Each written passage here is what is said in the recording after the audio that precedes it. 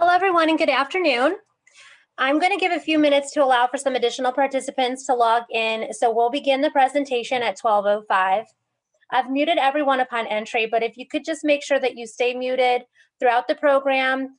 We are recording this brown bag for GPS. Thanks for your patience, and as we wait to begin.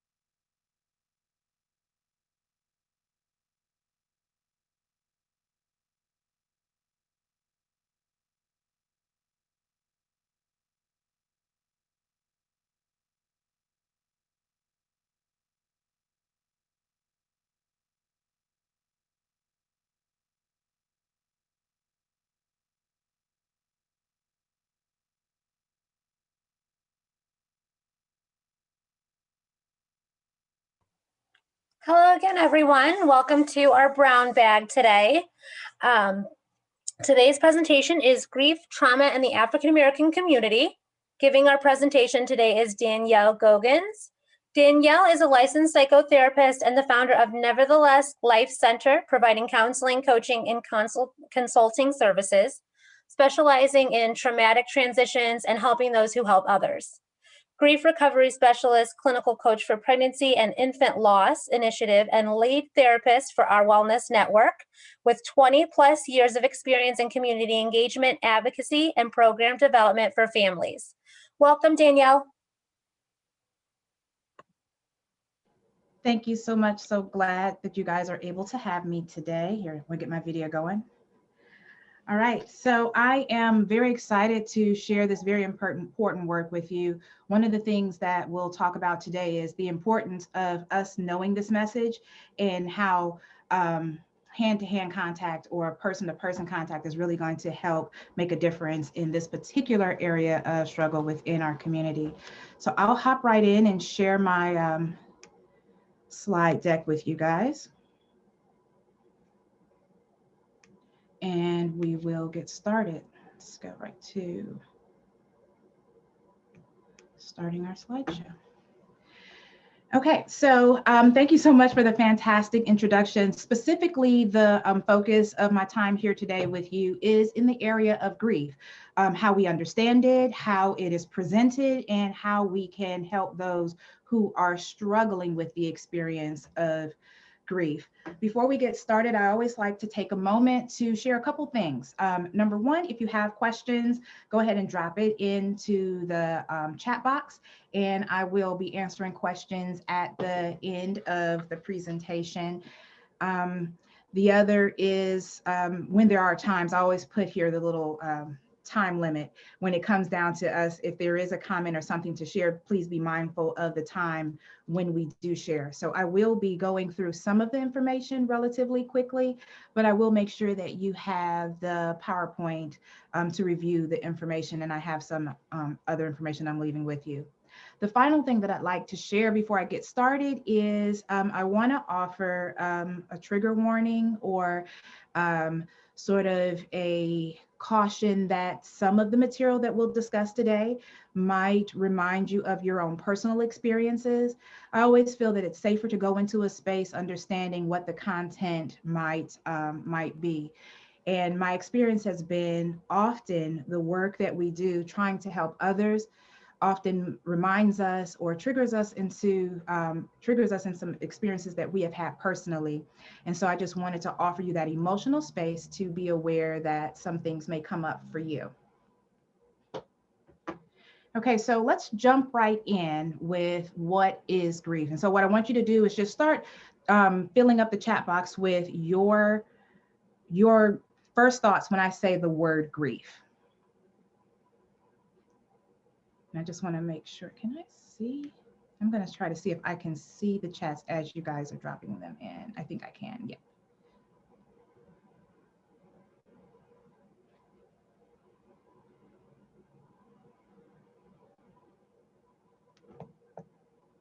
Okay, so I'm not going to be able to do that. So if you're able to give me some of those comments, Angela, that would be really helpful. Sure, yeah. So it looks like people are saying loss, pain, change, dealing with death, sadness, coping, gut-wrenching. Oh, that's a good image word, gut-wrenching. Yeah. Agony. So, agony. Yeah, so when we're talking about grief, let's jump right in with what that is. Simply put, grief is normal and natural. That's one thing that if you don't take anything else away from this presentation today, is that grief in and of itself isn't problematic. It's normal, it's natural, it's necessary to deal with or to cope with the experiences that we have in life. But that is also a reaction to a significant emotional loss of any kind. So what tends to happen is individuals want to qualify the feelings that they have as it relates to grief by the event that caused it. And so what we're going to talk about today is how grief in and of itself is cumulative, which means however I respond to a loss or a grief experience today has everything to do with everything I've experienced up until this moment.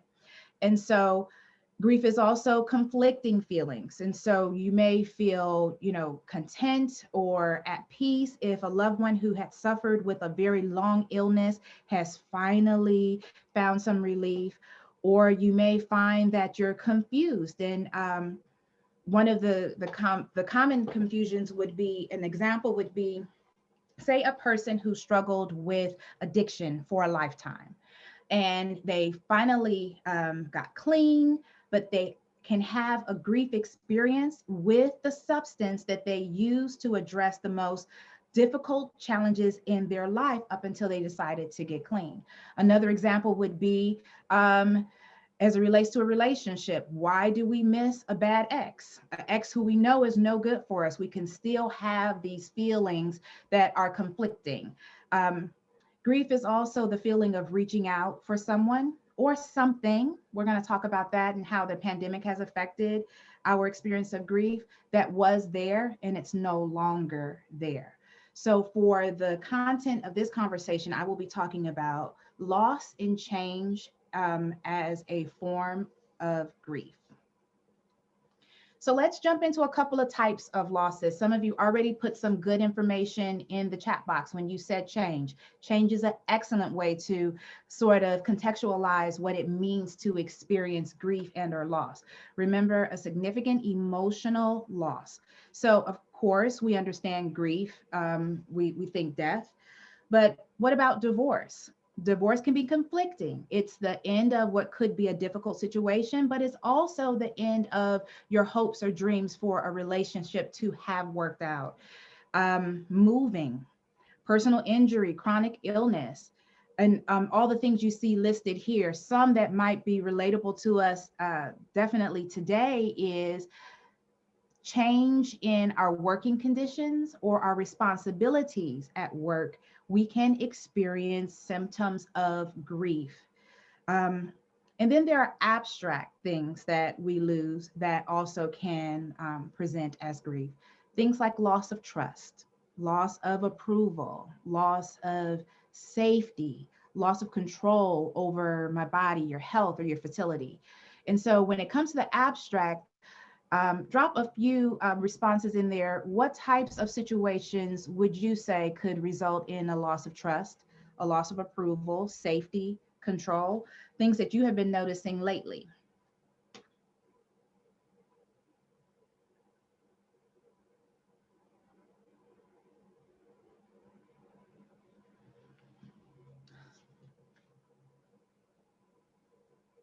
Now, when it comes down to grief itself, we're going to talk about how grief presents. Now, I'm talking about grief in general, and then we're going to specifically buckle down into how grief may present in the African American community and how these symptoms that you see here may look different in one culture versus another. So the symptoms: dealing with distressing emotions, reduced concentration. I'm looking at this list and I don't know how many of you are feeling that way yourself from day to day. Like I feel this way today. And depending on what it is you have to deal with, where are we at, Wednesday? Or what we're having to handle from day to day, we can experience any of these things. And when we're looking at disrupted sleep patterns, that can be anything from sleeping too much to not sleeping much at all, and change in eating habits. There are two types of folks. I happen to not be blessed with the eating less when I'm stressed. I tend to eat more when I'm stressed, but any type of eating habit, change in eating habits.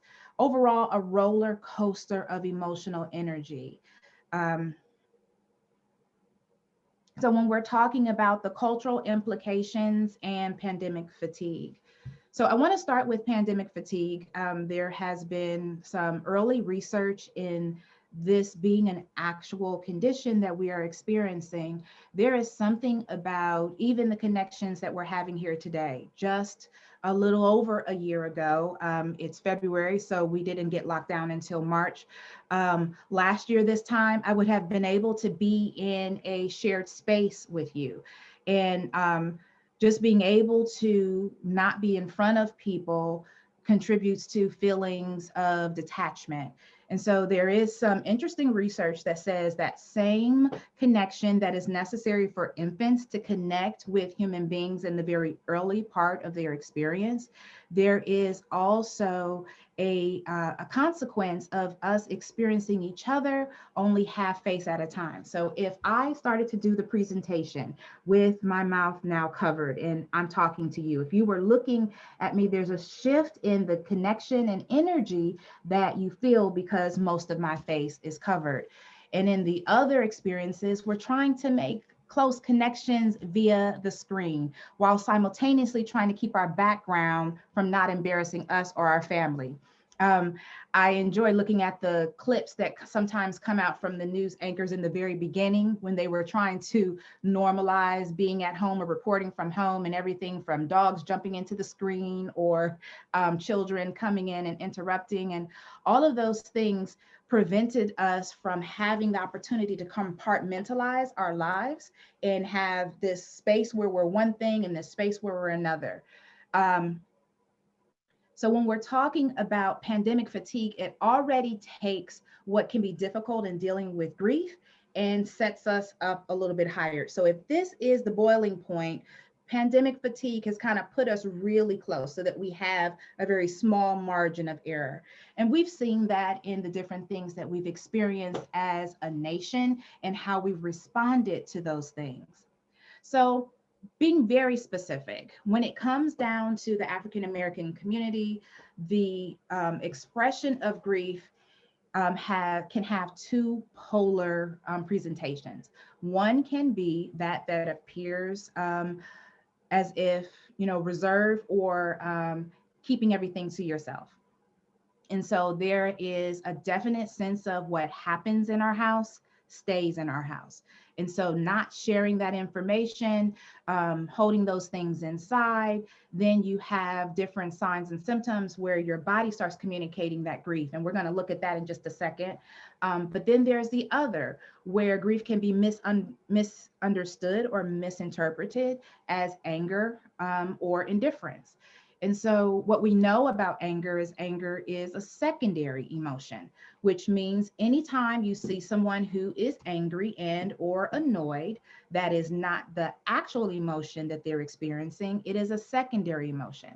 So what happens first is hurt, disappointment, or fear. So if a person presents as angry, they're either hurt, disappointed, or afraid. And so when we're looking at trying to understand as a person grieving, it's not uncommon for hostile or perceived hostile presentations to be misinterpreted as a primary emotion, when in actuality, trying to express that grief can be manifested in a very aggressive presentation. Not exclusively, but sometimes it can. So let's talk a little bit about how grief shows up in the body, and then we're going to continue to talk about some of the cultural messages that have been that are typically communicated. And so when a person doesn't necessarily express the grief that they're experiencing, it manifests by showing up in your body. So everything from having headaches, there is some interesting research that says things like as general as our allergies. So your allergy symptoms from being stuffy or sneezing and things like that can be connected to how you are experiencing unaddressed stress. Skin problems, stomach.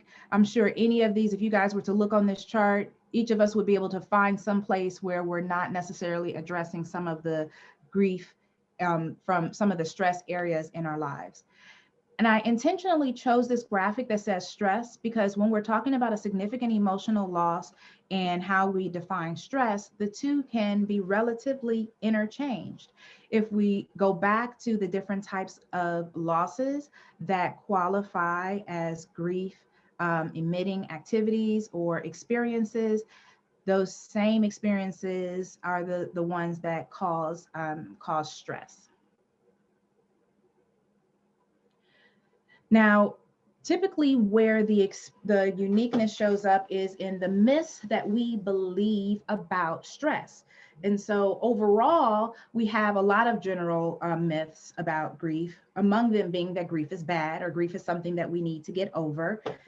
That overall, when we're experiencing grief, our instinct, when someone is crying or upset, our natural instinct is to go to them, to try to console them, to try to support them. And so one of the first myths, believe it or not, that we're taught from early on is don't feel bad.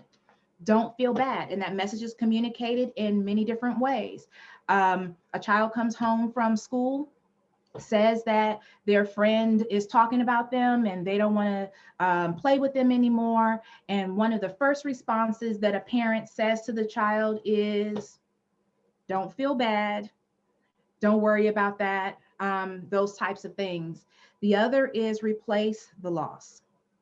Replace the loss. Going back to some of our earliest childhood experiences. Goldfish, I think, is the infamous first pet that just could not survive a day, right? So I remember getting a goldfish when I was really young, and I lost a goldfish because, of course, I wasn't feeding it well. I wanted to feed it 3 meals a day with me. And so when my goldfish ultimately died, what do you think my mom said? Don't worry, we'll get you another one. And so by default, one of the messages we're taught early on is we can replace the loss. How does that translate to our adulthood? How often, and you guys can use a reaction just so that I can get, some feedback. How often do you recall narratives of individuals who have lost a pregnancy? And one of the responses that individuals get is, don't worry, at least you can have more children, right? The other message that we're taught early on is grieve alone. Give your mom some space. She just needs a minute. Or how about this message? Go to your room with all of that noise, right? When you're crying, you go to your room if you're going to cry, come back when you're feeling better, or just being told to go to a different space when you're experiencing an emotional reaction to something. Now, the next few myths that I want to share are the ones that are the most difficult to swallow for most of us, myself included. Overall, as it relates to my life experience, I really believe this was working until, I did some extended work in grief and realized that it comes out sideways. It just takes time. Time heals all wounds.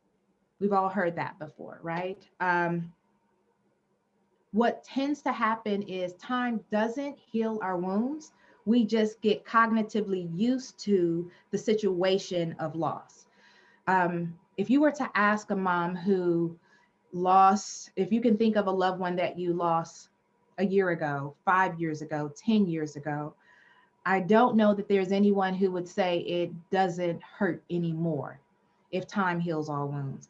The other thing would be if time heals all wounds, if I were to fall and I broke my leg and I needed to have it reset, but I said, you know what? No, time heals all wounds. I'm just going to let this bone manifest, getting back into alignment.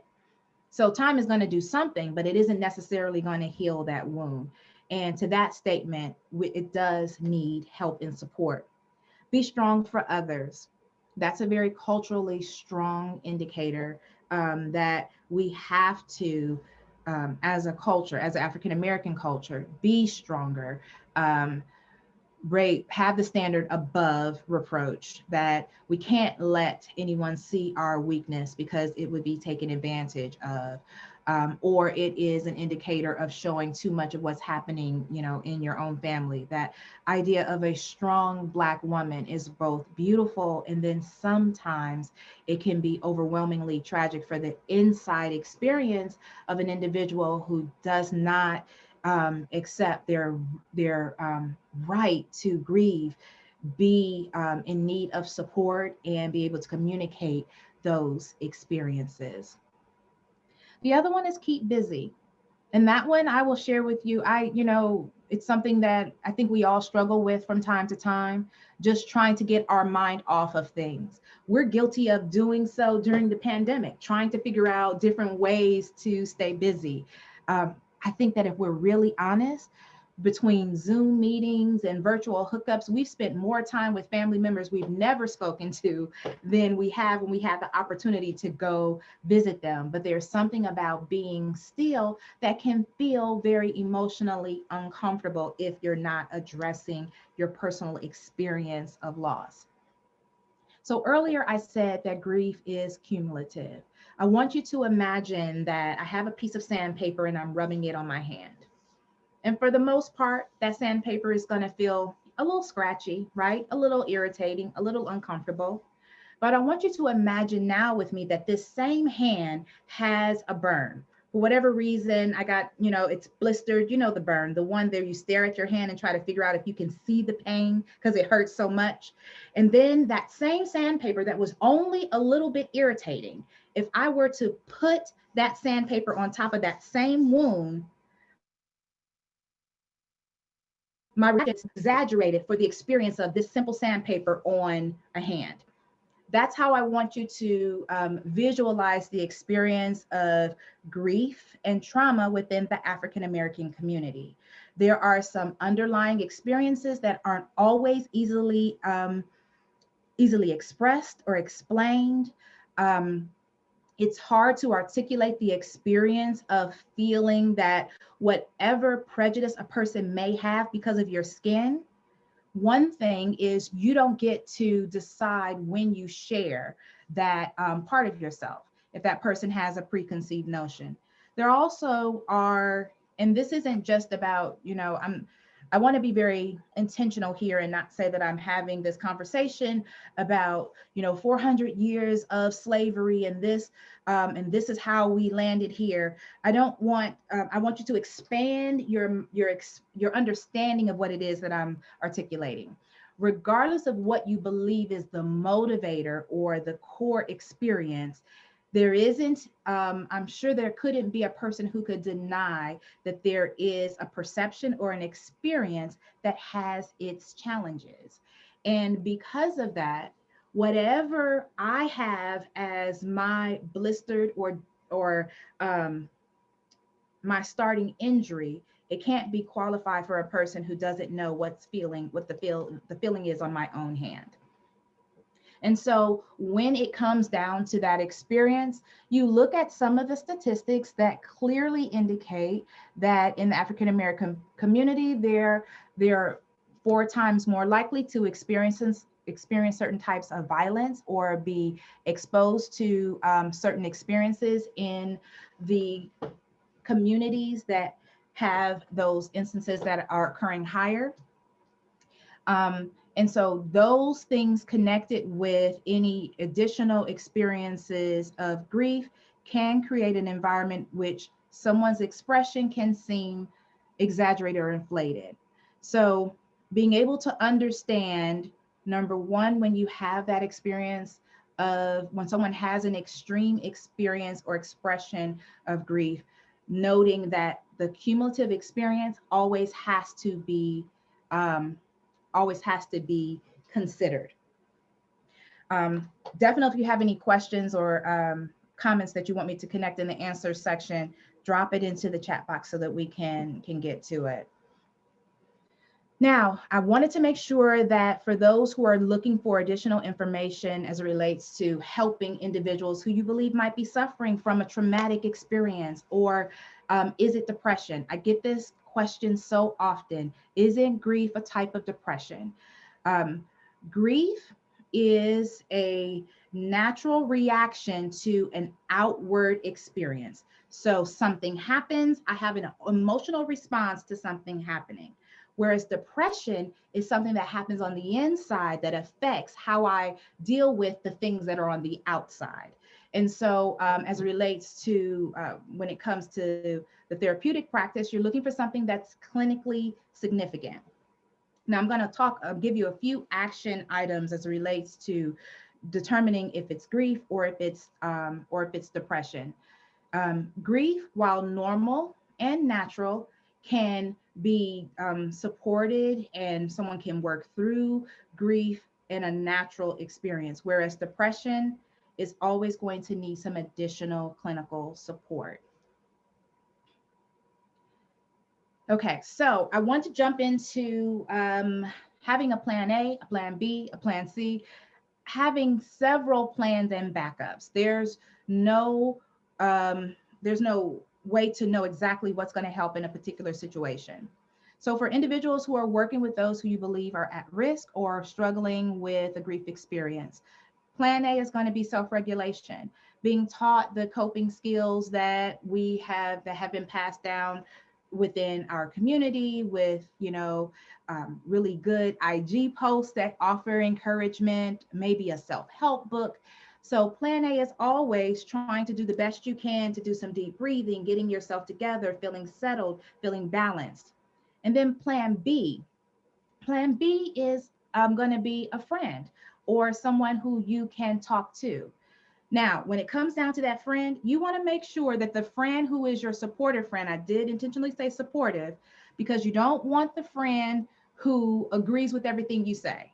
Because if you go to connect or get support from a friend who just is sort of like that friend, if you say, I'm feeling so sad and overwhelmed, and that friend is like, yeah, so am I. Well, you're not really going to be able to make movement. You want a supportive friend who's going to be able to, who's for all intents and purposes, feeling healthy and more centered than you are. So, we should always have friends in all types of friends in our dynamic.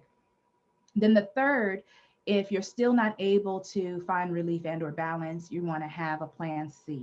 And plan C is asking for help. As it relates to the African American culture, we are often taught self-reliance.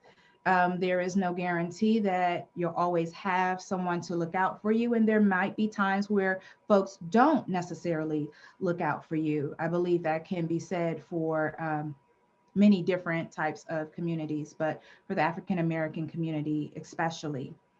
And so when it comes down to asking for help, you're looking for things that are clinically significant. It's clinically significant if it affects your ability to work or have healthy relationships. Work or have healthy relationships. So if your roller coaster of emotions or your behavior is affecting your ability to maintain your employment, or you find, or the person has found that they've alienated their immediate community and support system, that's going to be a good indicator that, they're going to need some additional support. Okay, I'm keeping an eye on our time so that we have plenty of time for questions and feedback. All right. Now, specifically, I want to talk about our wellness network, which is one of the support resources that we have available. One of the things that we have found in the grieving African American community is that feeling connected, feeling understood, feeling represented, feeling safe to navigate these emotions without feeling as if they're being judged, critiqued, or being interpreted in a different way. We've arrived at these conclusions based off of listening to the parents, gathering the data, having them communicate to us the experience that they're having.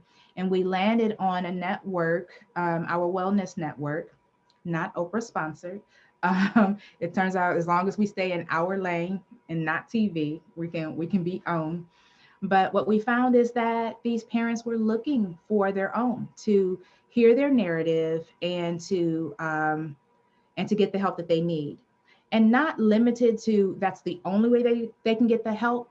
But one thing that is for sure, that word of mouth is typically the safest referral. When you're thinking about something that you want to have done, or something that you want to purchase, or someone you want to hire, when it boils down to it, you're more likely to hire someone that someone else said, I had a great experience with this person. Those of us who shop Amazon, who got that Amazon addiction that went real high when we went in the house, you find that you try to read all the reviews, but how many of us know that no matter how many reviews you read, sometimes you still find that it's not exactly what you're looking for. We interview parents at the beginning of our journey, asking them what contributes to the stigma of mental health support. It used to be that in the tradition of the African American family, there was a grandmother who was in the kitchen. I don't know why she was always in the kitchen, always cooking. My grandmother seemed to be always cooking something from sun up to sundown. But there used to be this tradition of that matriarch who was in the kitchen, and you could go and visit a grandmother and sit at the table, and you can get wisdom and advice. And, baby, I wouldn't do that if I were you. And just statements of, I don't know about that person. I don't think you should trust that person. Those little nuggets of wisdom that came with age and with the stillness of having sort of like our at-home rhythms that were really paced. Well, today's grandmother isn't sitting at home in the kitchen all day cooking. She's still working. She has different things that she's navigating. A lot of the grandmothers that I'm encountering now are caring for their grandchildren. And so just the image of what used to be sort of like the symbol of mental health and wellness support for the African American community has now transitioned, because that matriarch symbol isn't as pronounced as it was maybe 30 or 40 years ago. And so now we need someone else to talk to. But for years as a culture, we're taught that you keep your business to yourself. And the idea of mental health and sort of emotional wellness support, the stigma was that something's wrong with you. You're not strong enough. You're not bold enough. You're not determined enough if you can't do it without feeling like you need some additional support. The other, a big integral part of the African American community is religion. Religion is highly important to the African American community. So it's not uncommon for individuals to return to church, trying to find hope and balance, which for those that is important, that's a wonderful journey. However, the spiritual experience doesn't always help the emotional experience. And so what we discovered is that African American individuals were more willing to talk to other African American therapists, and in our particular case, grief and trauma specialists. And so what we offered is this, our grief support group that isn't counseling, but it is grief support that is empirically proven to improve a person's experience of navigating grief and the unresolved issues that come as it relates to grief that hasn't been addressed. And our hope and our goal is that that interaction will normalize the conversation of emotional content or of an emotional experience. And by normalizing that experience, a person is more likely to add a mental health professional to their wellness plan. We have a dentist for our teeth. We've got a physician for our bodies. We need a therapist for our emotional health. And so our wellness network was born, and we are comprised of licensed therapists, compassionate clergy, and parents who have had similar experiences to the ones you see listed. We are helping as a response to the rise of it's 50 plus years of infant mortality in the Black community being 5 times more prevalent than that of other cultures. And also with last year, with racism being declared a health crisis, we have found that being able to allow individuals to talk about those experiences in a safe environment where the judgment of whether or not it's valid doesn't exist. One of the things that we have made leaps and bounds as it relates to support for women who have experienced sexual crimes are all the laws that we put in place that made it illegal to judge a woman to say that she was asking for it, or critiquing whether or not what she was doing was the indicator for why this experience happened for her. In the same way, there are some allowances that need to be made in a community that is looking for healing and wholeness, where those types of considerations, we're not going to keep backing up to validating whether or not this experience is real. If the experience is being had, and we know for a fact that the experiences of racism contribute to toxicity in the body and health concerns, we're going to meet that person where they are and allow them a safe place to express what they're feeling. And here's the key, and give them tools to deal with the emotional journey of unresolved grief that they may have experienced. Those individuals who we are targeting at this time are those who are pregnant, new parents with a child who's under a year old, those who experience miscarriage, stillbirth, or loss of a baby before the age of 1. We've been specifically doing this work for about almost 3 years now, and we've found some really good outcomes. But the one thing we have learned is the only way that we can continue to help and help more is if we use word of mouth to spread the message. And so one of the things that I will be offering you today, inclusive of a full document about an ebook about grief and loss and some information that might be helpful for you there, is this particular flyer. And I want to encourage you to share it with other individuals. Those who you are connected to, it would mean more to them if they hear it coming from you, because there's something about trusting the word of mouth message. The other thing that you can do is you can follow us and share. Pale Connect CLE on all of these platforms, really good information. Now, Pale Connect is specifically geared towards those who have had pregnancy and infant loss. And so if you know someone who has suffered from that experience, whether it was last month or 30 years ago, I have had the humbling pleasure or the humbling opportunity to assist a 72-year-old mom who lost a child when she was 17 and never had an opportunity to talk about it. And so by normalizing the experience of grief and talking about how grief might look in your everyday lives, we're able to extend that support and help individuals heal. Okay, so now I want to jump in, and I think I'm doing okay. Oh, I'm doing really good. I'm proud of me. Okay, so Angela, if you can jump in and read some of the questions, and then I do have a final slide to do a survey on today's experience. Yeah, if any of you have questions on the presentation today, just go ahead and type them in. I don't have any questions just yet, but we can give a few minutes for some of everyone to gather their thoughts and type in the question in the chat. Yeah, absolutely. And so definitely whatever your experience or your thoughts about just understanding grief within your culture or outside of your culture, any questions about that overall, any things that maybe through this discussion you discovered, well, yeah, I think that some of the experience that I have, I might be grieving some things that I didn't realize wasn't a way that I could be grieving. The other thing that I'd like for you to do, your feedback is so important to us.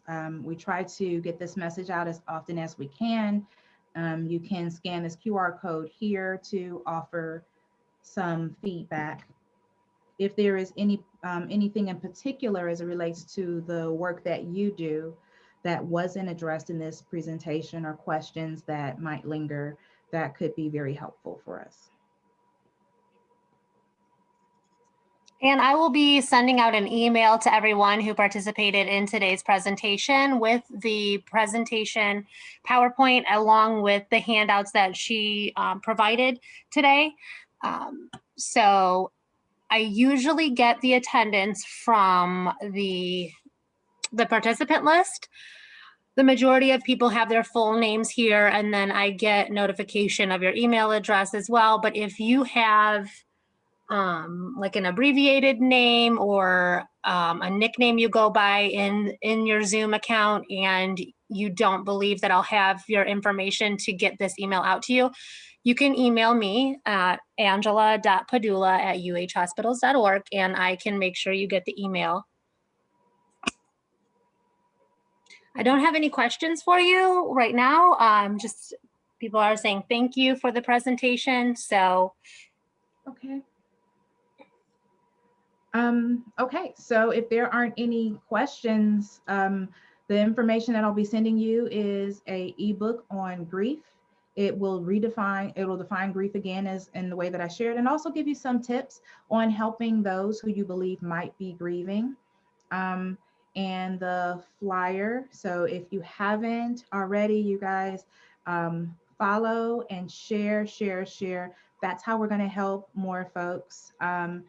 And by understanding what that looks like, Grief Recovery Method is the certification that our team holds. They do phenomenal international work that has been empirically proven to be culturally relevant for any culture, because it allows individuals to share their story of their personal experience and how they have survived up until this point. And it gives them tools for how to deal with unresolved relationships or interactions that they may have had in their life, and to deal with things going forward. And thank you so much for having me on your lunch hour.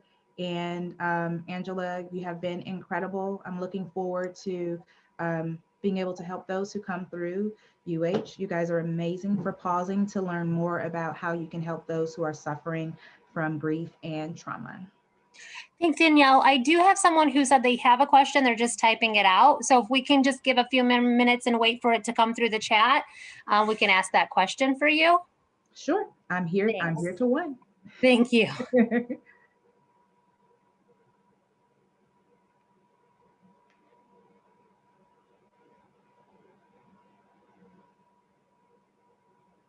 I would like to know if anyone on the call has ever heard of the Grief Recovery Method, or has had an opportunity to do any personal grief work. Okay. The question came in. It says, you mentioned that people of color typically do not feel safe or comfortable with white therapists. As a therapist in training, what advice do you have in order to expand the field and welcoming people of different color, gender, et cetera, both on client side and the therapist side? Thank you for that question. I do want to clarify that my intention of the comment was that African-American clients tend to be more comfortable with African-American therapists. It doesn't necessarily mean that they're uncomfortable with white therapists. My therapist is white. She's awesome. I love her. It doesn't have any, it has more to do with looking for places that are open and non-judgmental. One of the greatest ways to build trust in a relationship where you're not sure how a person is receiving you is asking them, being very open-ended. And here's the thing that has really been transformative. If you think that something is or might be offensive, ask. Just ask and be willing to, even if you didn't intend it. It's important for me to know that even if I don't intend to be offensive, I can still offend. And that's me being human. And so if someone says that something was offensive, me being willing to apologize and ask, what do they need instead? Or allowing them to be the expert on who they are in giving me the information.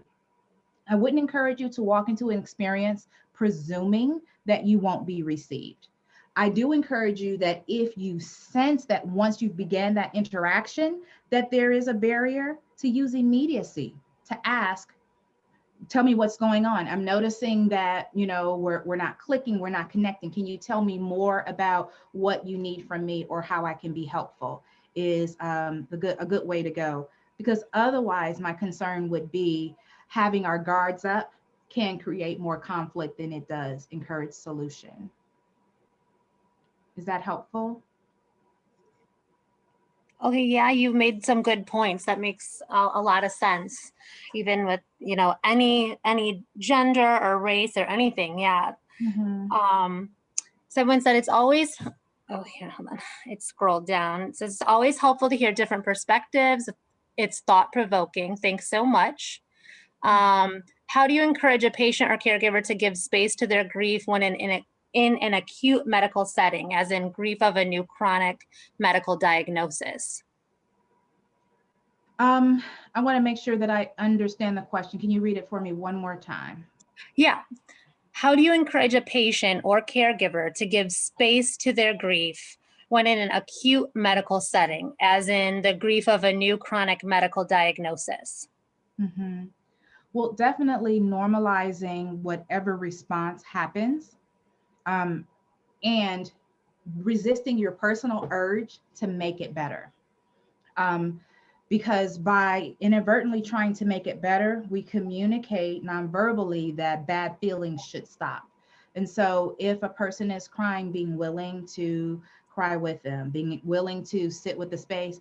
And I know that early on as a therapist, I was so eager to give the answer that would make a person feel better, to have that clinical solution, to have that treatment plan that was gonna get them together, being willing to be in that uncomfortable spot. And here's the reality: trust the grieving process as a normal biological tool that our wonderful, fantastic bodies have developed. There's very interesting research that says that when we release tears, when we start to cry, there is a hormone that's released that tells our brain that we're in distress, and it sends our calming hormones to help us feel better.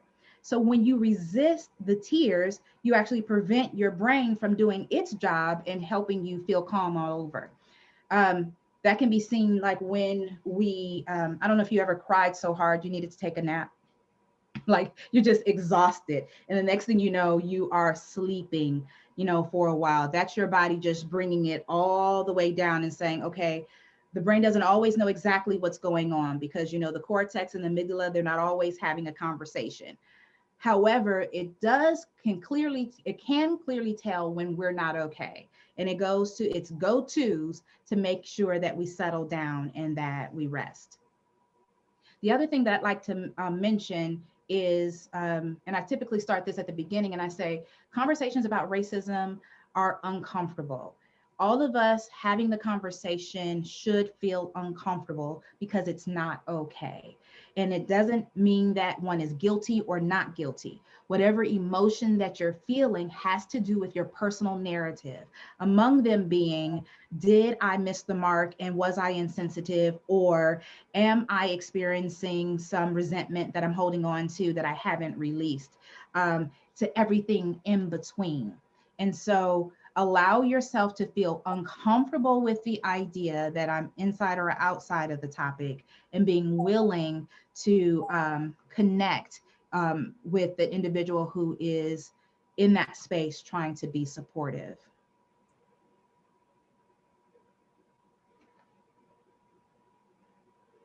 Is that helpful? I know I answered two questions at once, but I'm hoping that's helpful as it relates to creating that space.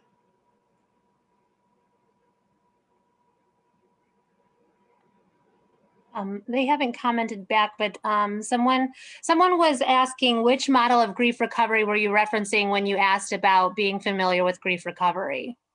I'm talking about the Grief Recovery Institute. The book would be the Grief Recovery Handbook, the Grief Recovery Institute, and that's actually the website too, Grief Recovery Institute, or the Grief Recovery Method. Okay.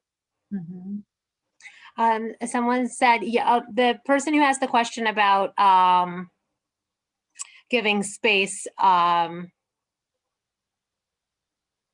their grief, they said yes, that answer was very helpful. So thank you for that. Mhm. Just thanking you for the presentation. Someone commented, I think we all need regular reminders that we're living in collective experience of grief on multiple levels. Naming it allows us to address it. Absolutely. Yeah, we need a witness. each of us need a witness to our experiences. We call it companionship, we call it connection, but there needs to be a witness that a person is and they have been or they've existed, that their experience has made a sound, and being willing to be with a person in a difficult time without trying to do something to it allows you to be that witness. Um, yeah, the image that comes to my head is when I was giving birth and I wanted to do this thing with my husband, right? We had a birthing plan and everything. And so plenty of you are laughing at that. But yeah, we had a full-on birthing plan. But there was this moment where I was in so much pain, I was pushing him away and saying, "You did this to me," all of the comments. "You don't really love me. How could you?" I remember at some point I was hugging a nurse saying I wasn't ready to be a mother, to which she said, "It's too late now, baby." Um, but in all of that, if any of those people had did what I said and go away, I would have been devastated to have that experience alone. And so them being a witness to that experience allowed me to go through it. They couldn't take the pain away. The pain had to happen, but the pain didn't last forever. And so they were with me in the pain, and then they were with me as that pain came to an end and I had the next, transition of my life to deal with. Imagine that as it relates to the experience of a person, particularly when they've been through trauma and are experiencing grief. Knowing that that person is going through that is really going to help you be a stronger presence than it is telling them what's going on with them, which can be very isolating.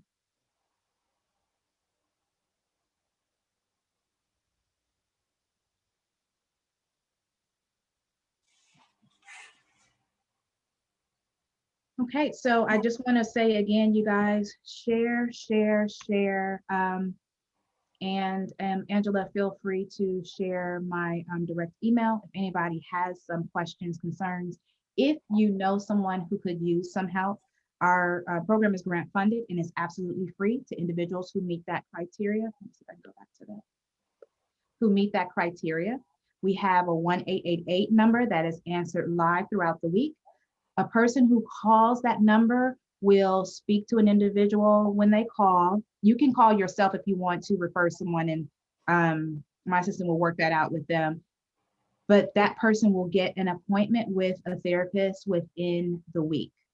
And so that's very important as well. One of the things, the feedback that we've gotten is that individuals start off thinking maybe I need counseling, but the time period for an appointment can be 3 weeks or more for some of our agencies that are working really, really hard to keep up with the demand.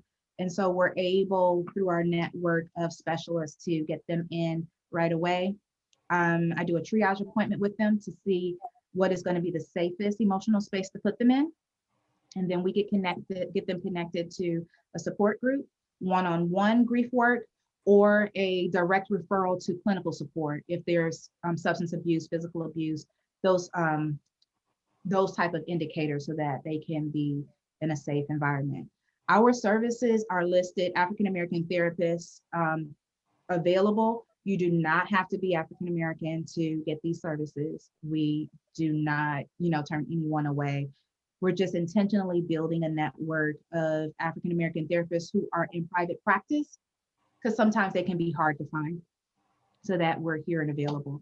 And I also want to extend an invitation to you, those who are on the line today. If you have had an experience that you haven't addressed, it's interesting that individuals will say that they haven't had a loss. And I'll ask the question, how many pregnancies have you had? How many children do you have? And there is a discrepancy in the two numbers. And they'll say, oh yeah, well, that miscarriage didn't count because ... But those are still real losses that accumulate. And so two people can have the same experience and one person can kind of be knocked off of their feet by it, while another might look like they're doing just fine. And our data and research has shown that the only thing that happens when you don't address grief is you get ways to play it off. In the most tragic instances, it's things like, drugs and alcohol. But it can be as subtle as retail therapy. gone wrong. Again, I feel like if I could see you guys, I'd like just everybody raise their hand in solidarity for the Amazon issue. It gets so bad, Amazon starts sending me messages now, like, hey girl, how you doing? I haven't heard. But things like hiding in our work for the African American family, and no, I'm going to say for families in general, you can really hide in caring for your kids. You could be going through, the marriage isn't going well, but you become, the super parent. The kid is in every program and things like that. But again, so thank you so much. I just noticed the time. I wanted to make sure that I'm respectful of that. Angela, are there any things? Just one more question. They're wondering where your office is located, or the office for our wellness network. So our wellness network is just that. It is a network of clinicians in private practice. My practice happens to be in Cleveland Heights. Other individuals, we are located all over Cuyahoga County. So we have clinicians who have an office in Euclid. There's some clinicians who have Shaker Heights, and then there are those of us who are also doing telehealth. So depending on where that person lives, we'll help them get connected. So, and we'd have male and female too, by the way. Okay, great. Thank you again, Danielle, for your presentation today, and everyone have a good afternoon. All right. Thanks so much, you guys.